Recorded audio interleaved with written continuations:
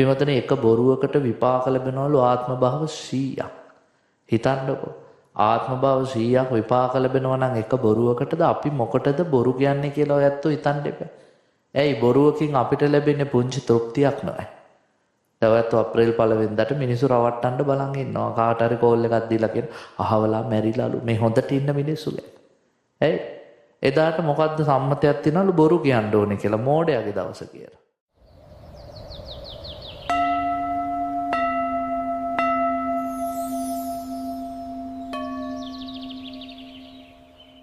නමෝ තස් භගවතු අරහතෝ සම්මා සම්බුද්දස්ස. නමෝ තස් භගවතු අරහතෝ සම්මා සම්බුද්දස්ස. නමෝ තස් භගවතු අරහතෝ සම්මා සම්බුද්දස්ස. ශ්‍රද්ධාවන්ත කාරුණික වාසනාවන්ත ගුණවන්ත සත්පුරුෂ පින්වත්නි, අදට නියමිත උතුම් සද්ධර්ම දේශනාව ශ්‍රවණය කරන්නට සූදානම් වෙන මොහොත. බණ ටිකක් අහමු. බණ අහන වෙලාව. පින්වතුනි එක බොරුවකට විපාක ලැබෙනවලු ආත්ම භාව 100ක්. හිතන්නකෝ. ආත්ම භාව 100ක් විපාක ලැබෙනවා නම් එක බොරුවකටද අපි මොකටද බොරු කියන්නේ කියලා ඔයත් හිතන්න එපා. ඇයි බොරුවකින් අපිට ලැබෙන්නේ පුංචි තෘප්තියක් නෑ. තවත් අප්‍රේල් 1 වෙනිදාට මිනිස්සු රවට්ටන්න බලන් ඉන්නවා. කාට හරි කෝල් එකක් දීලා කියන අහවලා මැරිලාලු මේ හොඳට ඉන්න මිනිස්සු ගැන. ඇයි? එදාට මොකද්ද සම්මතයක් තියනලු බොරු කියන්න ඕනේ කියලා මෝඩයාගේ දවස කියලා. නේද? එතකොට බොරු කිව්වහම මොකද්ද ලැබෙන්නේ? ඕන්නම් පැය දෙක තුනක් සතුටු. එදා දවස හැමෝටම කියයි ආන් අරක රැවටුණානේ බලන්නකෝ. රැවටිච්චි පොල් කිච්චි කිය එහෙම සතුටු වෙයි. සතුටු තියෙන්නේ බොහොම ටික වෙලාවයි. හැබැයි විපාකේ ආත්ම 100ක්. ලේසිද වැඩේ. එහෙනම් මොකද්ද උදාහරණ කරන්න කියන්නේ? මහා සැපයක් ඕනේ නම් සුළු සැපය අතාරින්න මේ විනාඩි 10ක් සතුටු වෙන එක අතහැරලා දාන්න. ඒක අතහැරලා දැම්මොත් ආත්ම 100ක් සැප විඳින්න පුළුවන්. ඔන්න වචනේ අපි නොහිතා කියන පුංචි කතා. අම්බපාලි ආත්ම භාව ගණනාවක් ගණිකාවක් උනේ රහත් තෙරණින් වහන්සේ නමකට වෛශ්‍යාව කියලා බැනපු නිසා. ජුත්තරා හැමදාම කුදු වෙලා ඉපදුනේ පසේ බුදුවරයෙක්ට ආන් අර කුදා ඇවිදින්නේ මෙහෙමයි කියලා පෙන්නපු නිසා. ඊළඟට මතක තියාගන්න ඕනේ ලකුණ්ඨක බද්දිය හාමුදුරුව කුරුමිට්ටෙක් උනේ සසරේ කටවරද්ද ගත්ත නිසා. අර මහසෑයක් හදන වෙලාවේ ඔච්චර ලොකුට ඕනේ මෙච්චරට හදාපන් කියලා කියපු නිසා. ඒ නිසා වචනය කියන එක සසරේ අපිව දුකටපත් කරන්න පුළුවන්. අපි අද කතා කරන්නේ බුදුරජාණන් වහන්සේ මිනිස්සෙක්ට දීපු වටිනම උපදේශක් ගැන තියෙන සූත්‍රය. ඒ දවස්වල අපේ බුදුරජාණන් වහන්සේ වැඩ සිටියේ සවැත් නුවර ජේතවනාරාමයේ. බුදුරජාණන් වහන්සේ සවැත් නුවර ජේතවනාරාමයේ වැඩ ඉන්නකොට පින්වත්නි බුදුරජාණන් වහන්සේව හම්බ වෙන්න ආව අවුරුදු 120ක් විතර වයස. දිරාගිය නාකි බමුණෝ දෙන්නේ. දැන් මන් දිරාගිය නාකි කියලා කිව්වේ ඇයි? බණ පොතේ කියන්නේ එහෙමයි. නේද? සූත්‍රයේ කියන්නේ ජින්නා උද්දා මහල්ලකා අද්දගතා වයෝ අනුපත්තා වීසංවස්ස සතිකා ජාතිය. බුදුරජාණන් වහන්සේ හම්බ වෙන්න ආවේ උපතින් 120 වයස් වෙච්ච දි รา පත් වෙච්ච වයෝවෘද්ධ මහලු හොඳටම වයසටපත් බ්‍රාහ්මණයෝ දෙන්නේ. ඉතින් ඔයත් ඒකට හිතා ගන්න හැරමිටි ගගහා කෙස් රැවුල් සුදු වෙලා අපේ උපාසකම්මලා තාත්තලා පන්සල් වලට යනවා වගේ ඇති. වයස්ගත වෙලා නොවෙන්නේ තරුණ කාලේ ඉන්නේ නෑනේ. ගොඩක් අය වයසට ගියාම එන්නේ. එදත් ආවේ වයසක උන්දලා දෙන්නේ. ඇවිල්ලා බුදුරජාණන් වහන්සේට වන්දනා කරලා සතුටු ස්වාමීචි කතා කරලා බුදුරජාණන් වහන්සේ ළඟින් ඉඳගත්තා. ඉඳගෙන මේ දෙන්න බුදුරජාණන් වහන්සේ හරි පුදුම කාරණයක් සඳහන් කරනවා. දැන් මං පුදුම කාරණයක් කිව්වේ. අද බොහෝ උන්දලා කියන්නේ toy ටිකම තමයි. මේ අවුරුදු 2500කට කලින් කියපු ටිකම. මොකද්ද කියන්නේ? මයමස්සුබෝ ගෝතම බ්‍රාහ්මනා ජින්නා උද්දා මහල්ලකා අද්දගතා වයෝ අනුපත්තා වීසංවස්ස සතිකා ජාතිය. බුදුරජාණන් වහන්සේ අපිට දැන් අවුරුදු 120ක් වෙනවා අපි දිරලා.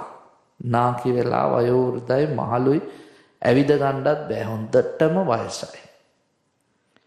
ඉතින් බුදුහාඳුරනේ තේ චම්හා අක්කත කල්යාණා අක්කත කුසලා අකත බීරුත්ථානා ඕවදතුනෝ භවංගෝතමෝ අනුශාසතනෝ භවංගෝතම. බුදුහාඳුරනේ අපිට කල්යාණ වූ කිසිම දෙයක් කරගන්න බැරි වුණා. ඒ කියන්නේ හොඳයි කියලා සම්මත දෙයක් කරගන්න බැරි වුණා. ඒ විතරක් නෙමෙයි කුසල් කරගන්න බැරි වුණා. මැරෙන ටික බය නැතුව මැරෙන්න පුළුවන් දෙයක් කරගන්න බැරි වුණා. ඊළඟට බුදුහාඳුරනේ අපි හොඳයි කියලා සම්මත කිසිම දෙයක් කරලා නැහැ. එනිසා දැන් ඉතින් මැරෙයි කිය හිතෙනවා. අපි කියන්නේ ගොක්කොල එහෙම පේනවා කියලා. එනිසා බුදුහාඳුරනේ අපිට මේ බය නැති කරගන්න මොකක් හරි දෙයක් කියලා දෙන්න. අපිට ජීවිතයේ අවසාන කාලේ සතුටින් ඉන්න මොනවා හරි ටිකක් කියලා දෙන්න. අපිට ජීවිතේ යම් දෙයක් බොහෝ කාලයක් හිතසුව පිණිස තියනවාද අනේ බුදුහාඳුරනේ අපිට අවවාදයක් කරන්න උපදේශක් දෙන්න අනුශාසනාවක් කරන්න අපි වැඳලා ඉල්ලනවා කිව්වා. ඔන්න පින්වත්නි බොහෝ කෙනෙක් අසරණ වෙන තැන්. ධම්මපදයේ ගාථාවක් තියෙනවා ආචරිත්වා බ්‍රහ්මචර්යං අලද්දා යොබ්බනේ තන ජින්න කොංචාව ජායන්ති කීනමච්චේව පල්ලලේ. බඹසර හැසිරිය යුතු වයසේදී බඹසර හැසිරෙන්නේ නැතුව ඉගෙන ගන්න ඕන වයසේදී ඉගෙන ගන්නෙත් නැතුව සල්ලි හොයන්න ඕන වයසේදී සල්ලි හොයන්නෙත් නැතුව ධර්මයේ හැසිරෙන්න ඕන කාලෙදී ධර්මයේ හැසිරෙන්නෙත් නැතුව ඒ කාලය තුළ තමන්ගේ සියලුම දේ පිනවා ජීවත් වෙච්ච අය අවසාන කාලේ පසුතැවෙනවලු කොහොමද? අනේ අපරාධනේ තරුණ කාලේ නේද? ඒතර බුදුරජාණන් වහන්සේ උපමාවක් කියනවා ජින්න කොංචාව ජායන්ති. හරියට නාකි කොක්කු වගේලු. කොහේ ඉන්නද? කීන මච්චේව පල්ලලේ මාළු නැති විලක බලන් ඉන්න නාකි කොක්කු වගේ. රයි පිමත් එහෙම කියන්නේ. මාළු නැති විලක නාකි කොකා කොච්චර බලන් හිටියත් මාළු නැත. බැරි වෙලා හරි එකෙක් දෙන්නෙක් හිටියොත් අහම්බේ. ඒත් ඉතින් අර නාකි කොකා නාකි කකුල් හරි බරි ගිහිලා එද්දී මාළු ටික පැනලා ගිහිල්ලා. ගොඩක් වයස්ක තුන්දලට වෙන වැඩේනේ. ඒගොල්ලෝ පෙන්ෂන් ගියාට පස්සේ 70වත් පැනලා තමයි එන්නේ පන්සල්. ආවට පස්සේ ඇස් පේන්නේ නැහැ, කන් ඇහෙන්නේ නැහැ, ඉඳගත්ත තැනින් නැගිට ගන්න බෑ, අතරහන්දි පණ නැහැ. හාමුදුරු පටිච්ච සමුප්පාදේ කියන චතුරාර්ය සත්‍ය කියනවා, ත්‍රිලක්ෂණය කියන මොකවත් ඔලුවට ගන්න බෑ. ඉතින් පොඩ්ඩක් නිදා ගන්නවා, දෙන දෙයක් කාලා සාදු සාදු කියලා ගෙදර යනවා. ඒ නිසා මාළු නැති විලක බලන් ඉන්න වෙන නාකි කොක්කු වෙන්න එපා. ගමේ මිනිස්සු කියන අපි කරගත දෙයක් නැහැනේ. අනේ බුදුහාඳුරනේ අපිට හිතසුව පිණිස පවතින ධර්මයක් කියලා දෙන්න. පින්වතුනි මට එක අවස්ථාවක මහරගම පිළිකා රෝහලේදී මුණ ගැහුණා තරුණේ. බොහොම හැඩි දැඩි ශරීරයක්. මේ ශරීරයේ හැම තැනම අර තරුණයෝ කරන්නේ පච්ච කොටනවා කියලා. හැම තැනම බෙල්ලේ අතපය කකුල් එහෙම තිබ්බ ලස්සන රූපකායක්. ඉතින් මම අහම්බෙන් වෙනත් රෝගියෙක් බලන්න ගියලාක මුණ ගැහුණා. ඉතින් මං ඒ පාර ළඟට ගිහිල්ලා කිව්වා මොකද තත්ත්වේ? ඒ පාර ගාව සාන්නංශ මට පිළිකාවක් හැදිලානේ. මං ඉතින් ඒ තරුණයාගේ ජීවිතේ ධර්මයේ ගැන කොච්චර දන්නවද? කුමන ආගමක්ද කුමන ජාතිය ඒව මොකවත් දන්නේ නැති නිසා මං ඉතින් කිව්වා බලන්නකෝ යා චිත්‍ර පොතක් වගේනේ කියලා. නේද? මුළු ඇඟේම චිත්‍ර ඇඳලා. එපාර මේ තරුණයා කියන අනේ අපේ හාමුදුරනේ තරුණ කාලේ වක් කරද්දි මට කවදාවත් හිතුනේ නෑ මම මේ වයසේදී මැරෙයි කියලා. මට කවුරුත් පුංචි කාලේ නම් කිව්වෙත් නෑ මේ වයසේදීත් මැරෙන්න පුළුවන් ඒ නිසා මරණයටත් සූදානම් වෙලා ඉන්න කියලා. මං හාමුදුරනේ හොඳයි කියලා සම්මත කිසිම දෙයක් කරලා නෑ. මට මේ මරණ මංචකයේදීත් මතක් කරගන්න තරම් හොඳක් මම කරලා නෑ.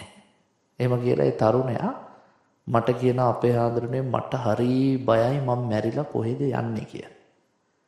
මට ඔය ටික කියනවත් එක්කම පින්වත්නි සුත්ත නිපාතේ තියෙන ලස්සන ගාතාවක් ඔළුවට ආවා. දැන් මමත් හාමුදුර කෙනෙක් වශයෙන් මේ වසර ගානකට කලින් මනුෂ්‍ය ජීවිතය ගැන ගැඹුරින් හිතන්න පටන් ගත්තේ ඉතින්.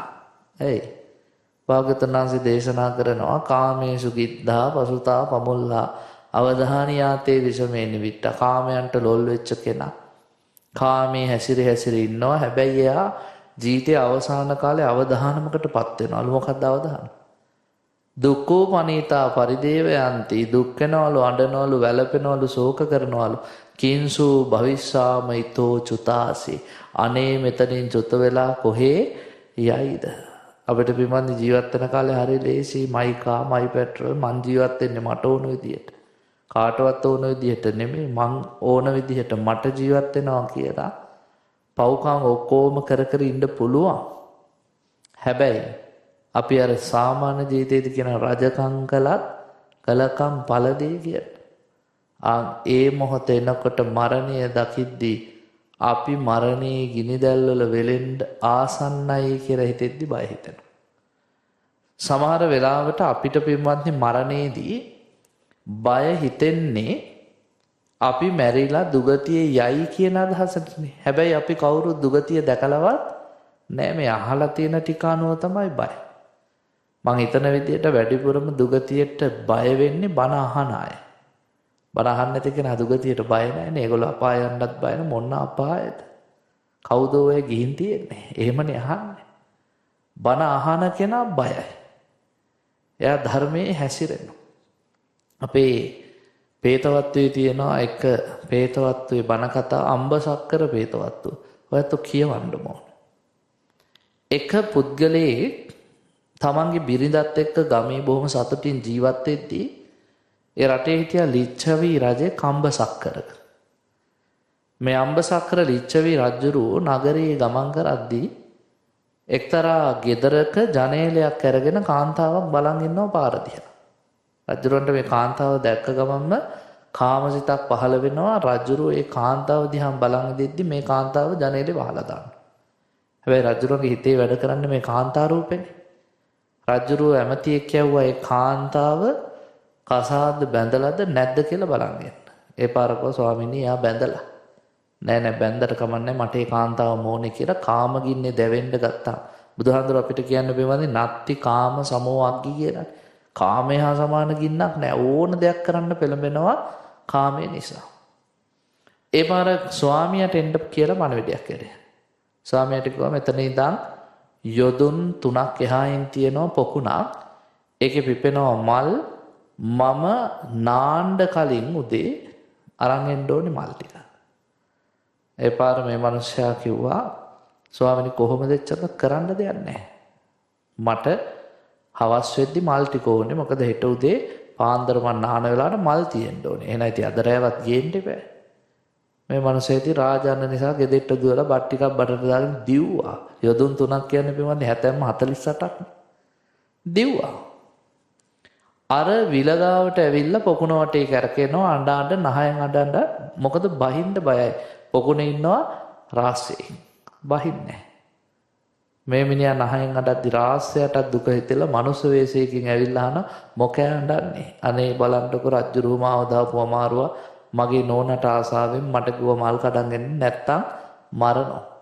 ඒ පාරේදී රාස්සයටත් දුක හිතිලා මල් ටික කඩලා දුන්නා අරන් යන්න කියලා. හැබැයි මෙවන්නේ මෙයා මල් ටික අරගෙන එද්දී හවස් වෙන්නත් කලින් රජ්ජුරුව වාසලේ දොරටු වහලා මරන්නම කරපු කුමන්ත්‍රණය. ඒ කියන්නේ එදාද කියලා වෙනසක් නෑ. අදත් එහෙමයි. තමන්ගේ අවශ්‍යතා ඉෂ්ට කරගන්න ওই විදිහේ කුමන්ත්‍රණ ඕන තරම් ලෝකේ තියෙනවා. මිනිසයා දැනගත්ත මං ඉවරයි කියලා. රජවාසලේ දොරටුව වහලා තියෙද්දි වටපිට බලනවා මිනිහා දකිනවා උල තියාපු මිනිස්සෙක්. ඒකට පණ තියෙනවා. පණ තියෙන මිනිහා උලේ ඉන්නවා. තාම මැරිලා නැහැ. ළඟට ගිහින් කිව්වා හෙට උදේ රජුරුව මාව මරයි. හැබැයි මරන්න කලින් මං කියනවා නෑ මං මල් ගෙනාවා. රජ්ජුරුවෝ තමයි මේ බොරුවට මාව මරන්නේ. මම මල් ගෙනාවා කියලා. ඒ නිසා ඔබ සාක්ෂි කියාපන්. එහෙම නියගුවා මේ උලේ ඉන්න මම දැන් මැරෙයිද හෙට මැරෙයිද කියලා කියන්න බෑ. ඒ නිසා මට සාක්ෂි කියන්න බෑ. තව ටිකකින් මෙතෙන්ට එනවා අමනුස්සෙක්. ඒ අමනුස්සයාට කියන්න සාක්ෂි කියන්න කියලා. දැන් බලන් හිටියා කලවර වෙද්දි ඇත්තටම විමන්නේ ගොන් වාහනයක් පිටාවා. නිර්වතින් අමනුස්සෙක්. පෙරේතෙක් නිර්වස්ත්‍රයි හැබැයි ඇඟ හරිම ප්‍රභාස්වරයි. ඇඟ ප්‍රභාස්වර මේ නිර්වස්ත්‍ර ප්‍රේතයා ඇවිල්ලා අර ගොන් වාහනේ පිට අර උලෝඩ ඉන්න මිනිහගේ කනට කරලා කියනවා මැරෙන්න එපා ජීවත් යන්. එහෙම කියලා එනවා ළඟට. ඒ පාර පින්වත්නි අර මිනිස්සයා කියනවා හොඳයි මම මල් ගෙනාවා ඔබ එහෙනම් මට සාක්ෂි කියන්න. මං කියන්නම් කිව්වා. හැමදාම අඳුර වැටෙද්දි මම මෙතෙන්ට එනවා කිව්වා මේ උල උඩ ඉන්නේ මගේ බෑනා කිව්වා. ඒ පාර පෙරේතයන් අපෙනී ගියා. පහුවෙන්ද රජුරෝ ලල්ල ගත්තාම මේ මිනිහා කිව්වා මාව මරන්න එපා මං යුතුයකම හරියටම කරා. ඒ පාර කවුරුත් උඹ යුතුයකම කරා කියලා දන්නේ නෑ මට සාක්ෂි තියෙනවා. කවුද සාක්ෂි? හොඳයි යන්කෝ එක්කන් ආව. කෝ සාක්ෂි? ඒ පාර මෙතෙන්ට එනවා එක අමනුෂ්‍යේ. ඒ අමනුෂ්‍යයා සාක්ෂි කියයි කලුවර වැටෙනකන් එමු කියලා අම්බසක්කර රජුරුවෝයි මේ දුගියයි හිටගෙන ඉන්නවා. ටික වෙලාවකින් පින්වත්නි අර ගොන් වාහනේ පිටම එනවා. එද්දි කියන ඕන් ආවා කියලා. අර පෙරේතයා මොකද කරන්නේ? හැමදාම වගේම එදත් ගිහිල්ලා අර උලෝඩ ඉන්න මිනිහගේ ළඟට ගිහිල්ලා කියනවා මැරෙන්න එපා තව ජීවත් වෙන්න. අම්බසක්කර රජුරුවහන ඔබ කවුද? ඒ පාර කියනවා මේ උලයිඩ ඉන්නේ මගේ බෑනා මම මාමයි බෑනයි මේ. අපි දෙන්න හිටපු හොඳ ව්‍යාපාරිකයෝ. නගරේ අපිට රෙදි කඩයක් තිබ්බා. ඉතින් අපි රෙදි කඩේ කරගෙන යද්දී මේ බෑනා හොරා හැමතැනම ගිහලා හොරකම් කරනවා. සල්ලි තියෙන මිනිස්සුන්ගේ හොඳ ඇඳුම් වැලවල් වල තියෙනවා අරන් ඇවිල්ලා ඒක මගේ කඩේට තමයි දෙන්නේ. ඔය හොරබඩු එහෙම ගන්න අය ඉන්නවනේ. මාම තමයි හොරබඩු ටික අරන් විකුණන්නේ. බෑනා හොරකම් කරලා ගියා. අපි ඕක ජයට කරගෙන ගියා. අන්තිමේදී ඉතින් රජයට අහු වුණා. රාජපුරුෂයෝ ගෙනල්ලා නඩුව අහලා බෑනා උල තියන්නකෝ මගේ බෙල්ල කපන්නකෝ බෙල්ල කපලා මම පෙරේතෙක් වුණා. බෑනා තවමත් උලෝඩ ඉන්නවා. එතකොට රජුරු ඇහුවා ඇයි එහෙනම් අර බෑනට කියන්නේ මැරෙන්න එපා තව ඉන්න කියලා. අනේ ස්වාමීනි ඕකා මැරිලා ගිහිල්ලා උපදින්නේ නිරයේ. නිරය කියන එක අපි හිතන තරම් සුව පහසු තැන නෙමෙයි. ඒකට ඇහෙන්න කිව්වොත් දැම්මම පණයයි. ඒ නිසායි මම මේ පැත්තකට කරලා ඔබතුමාට කියන්නේ පෙරේතයා කියලා. දැන් මේ වගේ නිරය ගැන අහපම ඔයත් මොකද හිතන්නේ? නිරයේ තියෙන ආකාර ගණනාවක්. දැන් ඔයත් ලෝකබු නිරයට එහෙම ගියොත් ඔයත්න්ට අවුරුදු 60000ක් පැහෙන්න වෙනවා වතුරේ නේ. 30000 කුඩ එනවා 30000ක් යට යනවා. මහා දරුණු යසිපත් නිරයට ගියාම කැපි ජීවත් වෙන්න වෙනවා. වේතරණයට ගියාම උණු වතුරේ තැම්බි යන්න වෙනවා. ලෝකාන්තරික නරකයේ ඉපදුණු සදාකාලිකම අඳුරු යාලෝකේ බිඳුවක්වත් නැහැ. මේ මිනිසයා ලක්ෂ කෝටි ගාණක් දුක් විඳිනවා මෙන්න මේ කියන අපා. ඒ නිසා කිව්වේ මැරෙන්න එපා. මිනිසෙක් කියලා හිටියොත් තව ජීවත් වෙන ටිකෙන් ප්‍රයෝජන ගන්න පුළුවන්. ඒ නිසා අපි මන්නේ අන්තිම තප්පරෙත් වටිනවා මිනිසෙක් විදිහට ජීවත් වෙන්න. ඒ පාර අහනවා ඔය ගොන් වාහනේ ලැබුණේ කොහොමද? ඔබ හරි ලස්සනයි ඇඟෙන් දිස්නයක් විහිදෙනවා. ඔබට මේ ගොන් වාහනේ ඒ පාරගෙන අර රෙදි කඩේ කරද්දි රෙදි කඩේ ඉස්සරහ තිබ්බේ මඩවල. ඕකෙන් යන කරත්ත මිනිස්සු හැමදේම මඩ වීසි කරනවා.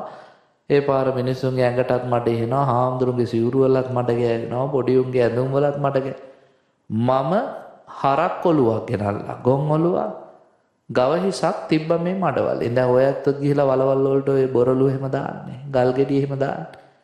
මම ගව හිසක් තිබ්බා. ඊට පස්සේ මිනිස්සු මේකේ අඩිය තියා ගියා. ඒ අඩිය තියා යන මිනිස්සු අතරේ හාමුදුරුවෝත් හිටියා.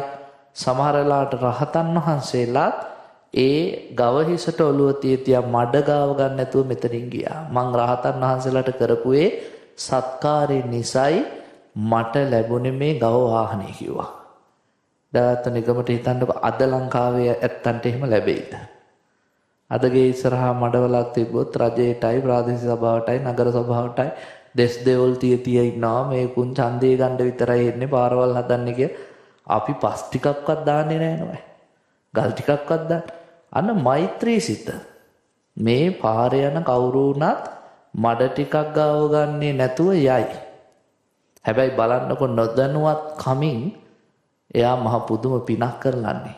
රහතන් වහන්සේලාටත් වැඩම කරන්න ඉඩ සලස්සලා. ඒකයි. ඊට පස්සේ හොඳයි ප්‍රභාස්වර උනේ කොහොමද? මම පුළුවන් තරම් රහතුන්ගේ ಗುಣ කිව්වා. කඩේට එන මිනිස්සු හොරකම් කරා තමයි. හැබැයි කඩේට එන මිනිස්සුත් එක්ක ගුණවතාගේ ಗುಣ කිව්වා. සිල්වතාගේ සීලය ගැන කතා කරා. හොඳ කෙනාගේ හොඳ ගැන කතා. මං කවදාවත් ಗುಣ මැකුවේ නැහැ. අපි ಗುಣ මකුයි කියන්නේ. ඒ නිසා ප්‍රභාස්වර ශරීරයක් මට ලැබුණා. එතකොට අහනවා ඇයි ඔබ නිර්වස්ත්‍ර? ඒක නම් ඉතින් මම යාළුවොත් එක්ක නාන්න ගිය වෙලාවක යාළුවන්ගේ ඇඳුම් හංගුවා විහිළුවට. ඒකත් එක්ක ඊට අමතරව තමයි අර මිනිහා ගෙනාපු ඇඳුම් හොරෙන් තියාගෙන වික්කා. ඒ නිසා මට ඇඳුම් හම්බුනේ නෑ කුවස් සසරේ. දැන් රජුරවන්ට විශ්වාසයි මේ ඇත්තම කතාව. රජුරවන මොනවද කරන්න ඕනේ? මොකෝත් කරන්න ඕනේ මට ඇඳුමක් පහළ වෙන්න නම් කච්චායන කියලා හාමුදුරු කෙනෙක් ඉන්නවා මහරහතන් වහන්සේ නම. උන්වහන්සේට පිළිසඟලක් පූජා කරන්න කිව්වා. ඒ පාර පිළිසඟලක් පූජා කරන්න ගියාම මේ අම්බසක්කර රජුරෝ යනවා කච්චායන හාමුදුරු හම්බ වෙන්න. කච්චායන හාමුදුරු ගිය ගමන් රජුරන්ගෙන් අහන්නේ මොකද්ද? රජතුමනි මොකෝ මේ පැත්තේ? ස්වාමීනි මේ පිළිසඟලක් පූජා කරන්න. හප්පේ එකපාරට දන් දෙන්න හිතන්නේ මොකද? ඔබතුමාගේ ගේ ඉස්සරහා හාමුදුරුන්ගේ පාත්‍ර කීයක් පොලේ ගැහුවාද? හාමුදුරුන්ගේ සිවුරු කීයක් ඇදලා උන්වහන්සේලාව එලෝ පහර දුන්නාද?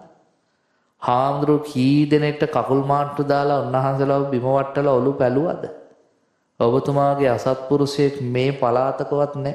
ඊයේ පෙරේදත් මට ආරංචි වුණා අන්ධයෙක්ගේ පවා හැර යටි අරගෙන අන්ධයව මහ පීඩාවකට පත් කළා කියලා. රජුර ඔක්කොම අහන් ඉඳලා කියනවා මම ඔය ඔක්කොම පිළිගන්නවා. හැබැයි ස්වාමිනී කලේ විහිළුවට. දැන් එහෙම විහිළුවට පව් කරන මිනිස්සු ඇත්ත දැකලා නැද්ද? ඕන තරම් ඉන්නවා. ඒගොල්ලෝ පව් කර කියනවා අපි මේ විහිළුවටලු කරන්නේ. මේ කතාවේදී අර පෙරේතයා කියනවා මට ඇඳුමක් ලැබුණ නැත්තේ නිර්වස්ත්‍රෝනේ විහිළුවට ඇඳුම් හරකම් කරපු නිසා. ඒ නිසා මේ පව් කියන එක පින්වත්නි විහිළුවකටවත් කරන්න හොඳ දෙයක් නෙමෙයි. ඒ පාර රහතන් වහන්සේගේ ශක්තිය බලන්න. රහතන් වහන්සේ කාටවත් බය නැහැ. උන්වහන්සේ කෙලින්ම කිව්වා රජතුමනි ඔබතුමා මේ වගේ මිනිස්සෙක්. ඒ පාරක ස්වාමීනි ඔක්කොම මම විහිළුවට කරේ. රජතුමනි විහිළුවට කළත් සැබෑවට කළත් කර්මයමයි අතපාපානි කම්මානි කරං බාලෝන බුද්ධති. දැනගෙන කළත් නොදැන කළත් ඒ පාපයට කර්මයක් රැස් වෙනවා. සේහි කම්මේහි දුම්මේදෝ අග්ගි දඩ්ඩෝ තප්පති. ඒකට පින්වත්නි විපාක ලෑස්ති වෙන්න ගියාම ඒවා හරියට ලැබුගිනි වගේලු. ලැබුගිනි කියන්නේ කැලේ ඉබේ හට ගන්නා ගිනි කවුරුත් පත්තු කරන්නේ නෑ. ගස් ඇතිල්ලිලා ගස් වලින්ම කැලේ ගින්නක් අට ගන්නවා. එහෙම මිනිස්යන්ගේ ජීවිතේටත් ගිනියෙන්න බැරිද? හොඳ පවුල්වල ඉපදිලා ලස්සන රූප ලැබිලා හොඳට ඉගෙනගෙන සල්ලිත් හම්බ කරන් ඉන්නවා. හැබැයි තරුණ වයසේදී හිටපු ගමන් කියනවා ස්වාමීන් වහන්සේ මට කැන්සර් එකක්. ඇයි ඒ? ආන් ගින්නක් පත්තු වුණා. තමා තුලින්මයි ආවේ. කවුරුත් කරපු දෙයක් නෙමෙයි. හිටපු ගමන් ඇක්සිඩන්ට් එකක් වෙලා අවුරුදු 25න් තියේ මැරිලා යනවා. අග්ගි දඩ්ඩෝව තප්පති. තමන් කරපු දෙයක් සසරේ ලැබුගින්නක් විදිහට තමන්ටම පත්තු වෙන්න අවශ්‍ය දේ අපි තුල ඇති කරගෙන තිබ්බ. දැන් ඕකට කියලා වැඩක් තියනවාද? මිනිස්සු අපිට මොනවා හරි බඩට දීලා ගුරුකම් කරලා අපේ කිසි දෙයක් හරියන්නේ නැහැ. බලන්නකො අපේ ගෙදර අයම නෙලෙඩ වෙන්නේ. ඒවා මිනිසුන්ගේ මිත්‍යා විශ්වාස. භාග්‍යතුන් වහන්සේ දේශනා කරන මේ සියල්ලම කර්මයේ ප්‍රතිඵල. එනිසා අර රහතන් වහන්සේත් කියනවා රජතුමනි දැන් ඒව අමතක කරන්න. හැබැයි මෙතන ඉඳන්වත් කුසලයේ හැසිරෙන්න. හොඳයි ඔය පිළිසඟල පූජා කරන්න කිව්වා. පූජා කළා. ඒ වෙලාවේදී කිව්වා ඔබටත් මේ පින් ලැබේවා. අර ප්‍රේතයාටත් පින අනුමෝදන් වේවා. අන්න ප්‍රේතයා බොහෝම ලස්සන වෙලා ගොන් වාහනයෙන් අයින් වෙලා සුදු අශ්වයෙක්ගේ පිටේ ඇවිල්ලා රජුරෝ ඉස්සරහා පෙනී සිටියා. එතකොට අපිට පෙන්නනවා මේ ලෝකයේ තුල පින්වත්නි හොඳට හොඳ සහ නරකට නරක අපි සමහරලාට නොහිතා කරන පුංචි දේ අපේ ජීවිත යහපත කරා ගේන්න පුළුවන්. දැන් මේ වයසක උන්දලා වයස්ගත වෙනකන් ඉඳලා අවසාන මොහොතේ ඇවිල්ලා ආවම ස්වාමීනි කුමක්ද කළ යුත්තේ? බුදුරජාණන් වහන්සේ වෙලාවේදී කියනවා හැබැයිටම බ්‍රාහ්මණවරුනි දැන් නුඹලට අවුරුදු 120යි. නුඹලා දිරලා වයෝවෘද්ධ වෙලා මහලු වෙලා හොඳටම වයසට ගිහිල්ලා. හොඳයි කියලා සම්මත දෙයක් කරන්නත් බැරි වුණා, කුසල් කරන්නත් බැරි වුණා. බය නැති වෙන දෙයක් කරන්නත් බැරි වුණා.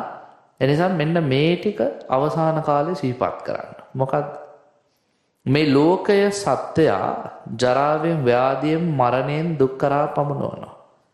එනිසා මේ කයේ යම් සංවරයක් ඇති වෙනවා නම්, වචනේ යම් සංවරයක් ඇති වෙනවා නම්, මනසේ යම් සංවරයක් ඇති වෙනවා නම්, ඒක තමයි පරලොව ගිය කෙනාට ආරක්ෂාව, රැකවරණය, පිහිට, සරණ, පිළිසරණ.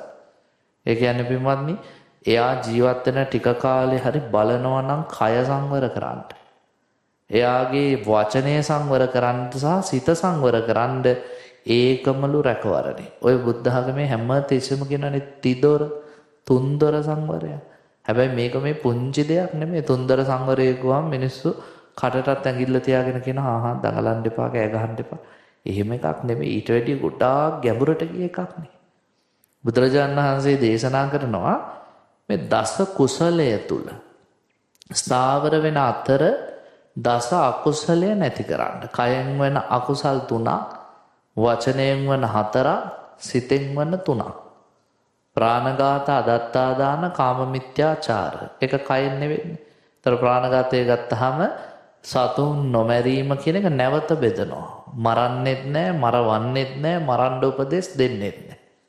හොරකම් කරන්නෙත් නැහැ, අනුන් ලවා කරවන්නෙත් නැහැ, කරන්න උපදෙස් දෙන්නෙත් නැහැ. ත්‍රිකෝටි පාරිශුද්ධිය 3 කොනකින් පිරිසිදු වෙනවා. එතකොට බුදුරජාණන් වහන්සේ මේ කාම මිත්‍යාචාරයත්, අදත්තාදානයත්, ප්‍රාණඝාතයත් යම්කිසි කෙනෙක් මුළුමනින්ම ජීවිතෙන් අයින් කරනවා නම් කියන කය සංවරයි. ඊළඟ වචනේදී කියනවා බොරුව, කේලම, හිස් වචනේ, පරස වචනේ දුරින් දුරු කරන්න. එතකොට වචනේ පිරිසිදු. සිතත් එහෙමයි. සිත ගැන කතා කරද්දී බුදුරජාණන් වහන්සේ දේශනා කරනවා අවිද්‍යා, ව්‍යාපාද, මිත්‍යා දෘෂ්ටි. ඔබට කියනවා හිතේ දැඩි ලෝභය.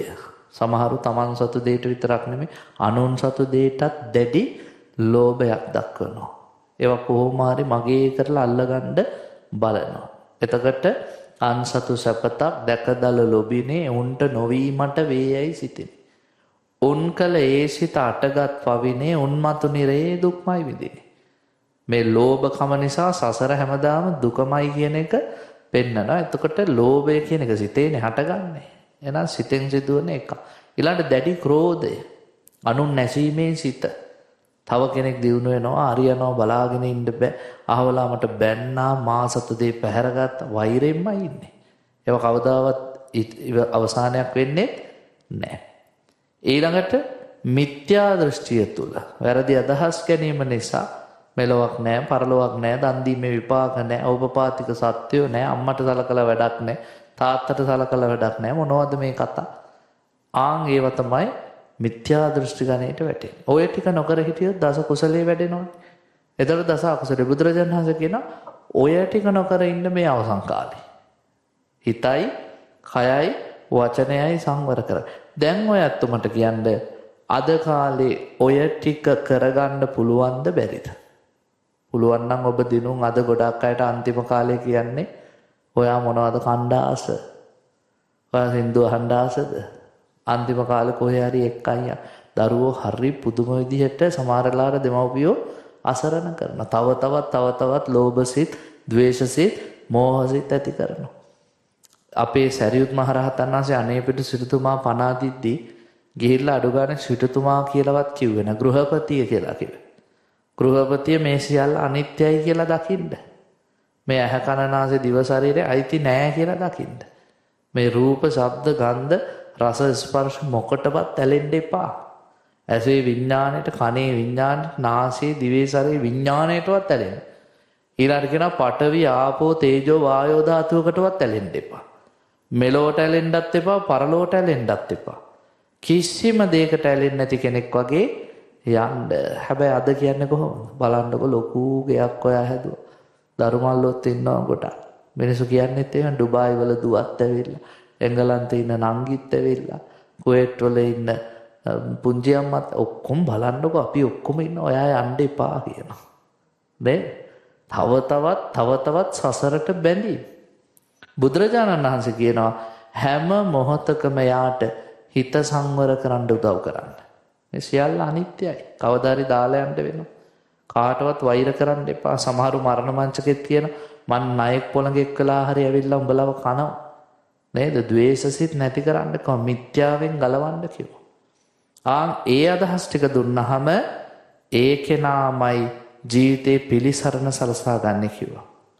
ඉතින් බුදුරජාණන් වහන්සේ දේශනා කරන එතෙන්දී ආදිත්තස්මින් අගාරස්මින් යන්නී හරති භාජනං තං තස්ස හෝති අත්තාය නෝචයං තත්ත ඩයිහති.